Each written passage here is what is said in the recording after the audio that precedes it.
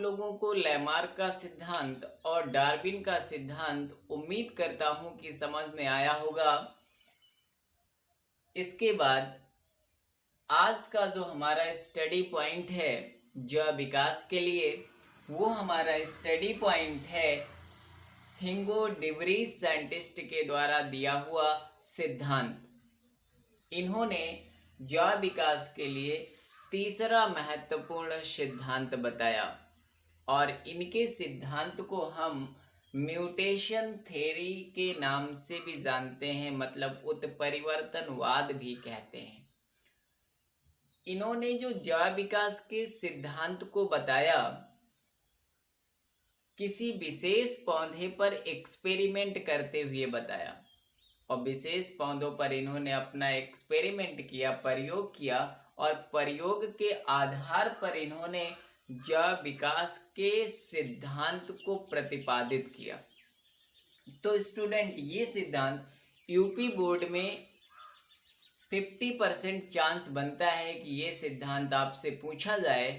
Otherwise यहाँ पे केवल एक नंबर में कभी कभी म्यूटेशन पूछ लेता है कि म्यूटेशन किसे कहते हैं, अथवा पूछ लेता है डिब्रीज थ्योरी को डिस्क्राइब करिए डिब्रीज साइंटिस्ट के द्वारा, या उत्परिवर्तनवाद को बताइए। तो यहाँ से ये क्वेश्चन पुट अप होता है यूपी बोर्ड के लिए। तो आइए अब हम शुरू करते हैं हिंगो डिब्रीज साइंटिस्ट का एक्सपेरिमेंट। इन्होंने कौन से पौधे पर एक्सपेरिमेंट किया, उस पौधे का नाम क्या है, उस पौधे का वनस्पतिक नाम क्या है, इन सभी चीज़ों पे हम अब यहाँ पे चर्चाएं करते हैं, डिस्कशन करते हैं। तो जैव विकास के लिए जो तीसरा सिद्धांत इन्होंने प्रतिपादित किया उसे हम म्यूटेशन थ्योरी कहते हैं। इन्होंने क्या किया था, नीदरलैंड कंट्री में उगने वाला एक विशेष प्रकार का पौधा था और वो विशेष प्रकार के पौधे का नाम था इवनिंग प्रिज्म रोज, जिसका अगर वनस्पतिक नाम हम ढूंढे स्टूडेंट तो वनस्पतिक नाम होगा ओनियोथेरा लैमार्कियाना। तो इस पौधे पर उन्होंने अपना एक्सपेरिमेंट किया। इसके बाद इन्होंने इसी पौधे की दो अलग अलग वैरायटियों को एक आलू के खेत में उगे हुए देखा।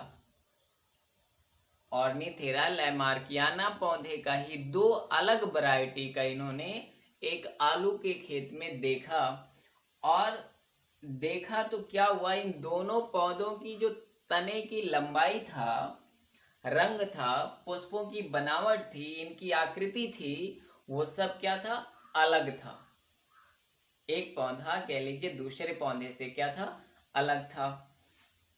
फिर इन्होंने क्या किया, डिब्रीज ने क्या किया, इन पौधों को वहां से लाकर अपने गार्डन में इसकी रोपाई की, अपने बगीचे में इसको लगाया।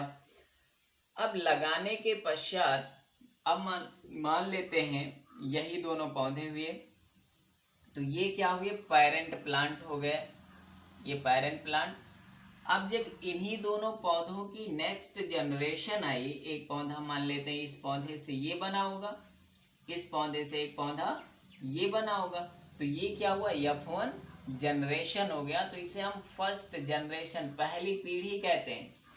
तो जब दोनों पौधों की पहली पीढ़ी प्राप्त हुई तो ये दोनों पौधे क्या थे, अपने पेरेंट के एग्जैक्ट थे, मतलब जैसा इनका पेरेंट था वैसे कैरेक्टर, वैसे शेप, साइज इनमें F1 जनरेशन में प्राप्त हुआ। ओके स्टूडेंट, इसके बाद जब इसकी दूसरी जनरेशन इन्होंने प्राप्त की, दूसरी जनरेशन की जब स्टडी किया, तो दूसरी जनरेशन की जब स्टडी इन्होंने किया तो वो दोनों पौधे जो प्राप्त हुए, एक पौधा यहाँ एक पौधा यहाँ, अब ये हो गया F2 जनरेशन। तो इन दोनों पौधों में क्या आ गई, डिफरेंटता आ गई, भिन्नता आ गई, अर्थात ये दोनों पौधे ना तो इसकी तरह हुए ना तो इसकी तरह हुए, अर्थात पेरेंट की तरह भी नहीं हो पाए, F1 जनरेशन की भी तरह नहीं हो पाए। अचानक इनमें क्या आ गया, वेरिएशन आ गया, बहुत सारी भिन्नताएं उत्पन्न हो गई। तो इसी भिन्नताओं को देखते हुए जो डिब्रीज साइंटिस्ट थे, इन्होंने क्या किया, जैव विकास के लिए कुछ सिद्धांत बता दिए और वही सिद्धांत की स्टडी हमें करनी है। तो इनका जो पहला सिद्धांत है जैव विकास के लिए, डिब्रीज साइंटिस्ट का जैव विकास के लिए जो फर्स्ट सिद्धांत है, यहाँ पे अब हमने जो ये आपको बताया था, ये आप केवल समझने के लिए मैंने बताया कौन से पौधे पे प्रयोग किया। तो यहाँ पे एक नंबर में आ सकता है कि हिंगो डिब्रीज ने किस पौधे पर एक्सपेरिमेंट किया, तो वो होगा ऑर्निथेरा लैमार्कियाना। या ऐसे पूछ सकता है कि इवनिंग प्रिज्मरोज का बॉटनिकल नेम या वनस्पतिक नाम क्या है, तो वो भी ओनियोथेरा लैमार्कियाना है। तो यहाँ पे 2 नंबर का क्वेश्चन मिला आपको, एक नंबर का। अब लेकिन अगर आपसे ये पूछा जाएगा कि उत्परिवर्तनवाद को बताइए, तो आप ये सारे चीज नहीं लिखेंगे, केवल और केवल डिब्रीज साइंटिस्ट के द्वारा दिए हुए जो सिद्धांत है, मेन थ्योरी है, उसी मेन सिद्धांत को आप लिखना शुरू करोगे। और मैं यहाँ उनके सिद्धांत को बताता हूँ कि जैव विकास के लिए उन्होंने कौन कौन से सिद्धांत को प्रस्तुत किया।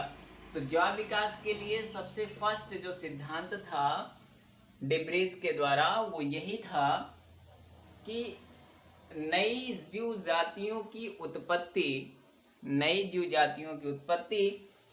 लक्षणों में छोटी छोटी व स्थिर भिन्नताओं के कारण नहीं होता। क्या होता है, नई जीव जातियों की उत्पत्ति लक्षणों में छोटी छोटी व स्थिर भिन्नताओं के कारण नहीं होता, बल्कि एक ही बार में स्पष्ट व अस्थायी आकस्मिक परिवर्तन के फलस्वरूप होता है। तो ये स्टूडेंट फर्स्ट सिद्धांत है डिब्रीज साइंटिस्ट के द्वारा दिया हुआ कि नई जीव जातियों की उत्पत्ति लक्षणों में छोटी व स्थिर भिन्नताओं के कारण नहीं होता है, बल्कि एक बार में स्पष्ट एवं अस्थायी आकस्मिक परिवर्तन के फलस्वरूप होता है। तो ये डिब्रीज का फर्स्ट क्या हुआ, सिद्धांत हुआ। अब इसके बाद हम डिब्रीज साइंटिस्ट का दूसरा सिद्धांत पढ़ते हैं, क्या होता है। तो दूसरा सिद्धांत डिब्रीज ने ये बताया कि उत्परिवर्तन अनिश्चित होता है, अर्थात ये कभी भी हो सकता है, किसी भी टाइम हो सकता है। तो उत्परिवर्तन अनिश्चित होता है, ये एक अंग में भी होता है या एक से अधिक अंग में भी हो सकता है। इसलिए समस्त जीव जाति क्या हो जाते हैं, अलग अलग हो जाते हैं। इन्होंने क्या बताया, दूसरे सिद्धांत को दिया। इसके बाद जो इनका थर्ड सिद्धांत है, वो था जाति के विभिन्न सदस्यों में भिन्न भिन्न उत्परिवर्तन होता है। जाति के विभिन्न सदस्यों में भिन्न भिन्न उत्परिवर्तन होता है, ये इनका तीसरा सिद्धांत। अगला इनका जो सिद्धांत है वो है सभी जीव जाति में उत्परिवर्तन की प्राकृतिक प्रवृत्ति होती है। सभी जीव जातियों में उत्परिवर्तन की प्राकृतिक प्रवृत्ति होती है, ये इनका फोर्थ। इनका जो 5 रूल है वो ये है कि उत्परिवर्तन जीवों के लिए हानिकारक अथवा लाभदायक दोनों होता है। उत्परिवर्तन जीवों के लिए हानिकारक अथवा लाभदायक दोनों होता है, और जो लाभदायक परिवर्तन वाले जीव होते हैं वो जीवित रह जाते हैं, और जिन जीवधारी में हानिकारक उत्परिवर्तन हो जाते हैं वह जीवधारी धीरे धीरे समाप्त हो जाते हैं। ये इनका 5वां सिद्धांत था। 6वां सिद्धांत इनका है कि जाति का पहला सदस्य जिसमें उत्परिवर्तित लक्षण दिखाई पड़ते हैं वो उत्परिवर्तक कहलाता है। उत्परिवर्तक कहलाता है। तो इस तरह से स्टूडेंट आपको केवल अगर एग्जाम में पूछा जा रहा है कि उत्परिवर्तनवाद क्या होता है, तो आप खाली क्या करेंगे, डिब्रीज साइंटिस्ट के द्वारा जो जिस पे इन्होंने अपना एक्सपेरिमेंट किया वो लिख देंगे। उसके बाद इनके एक एक सिद्धांत को नंबर डाल के नंबरिंग करके इसको आप लिख सकते हैं। तो ये डिब्रीज साइंटिस्ट के द्वारा दिया हुआ जैव विकास के लिए थर्ड सिद्धांत हुआ।